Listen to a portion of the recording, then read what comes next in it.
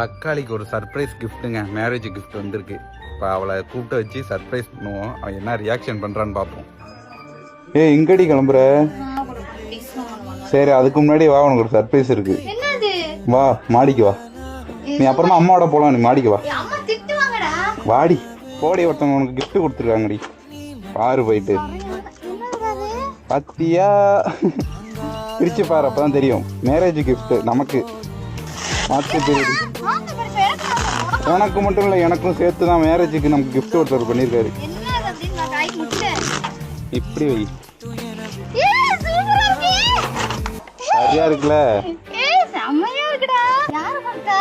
இது எங்க ஆர்டர் பண்ணு வச்சுக்கேன், ஃப்ரேம்ஸ்கர். அவங்க பெஸ்ட் ஆஃபரில் அவங்க ஃபோட்டோ ஃப்ரேம் எல்லாமே பண்ணிகிட்டு இருக்காங்க.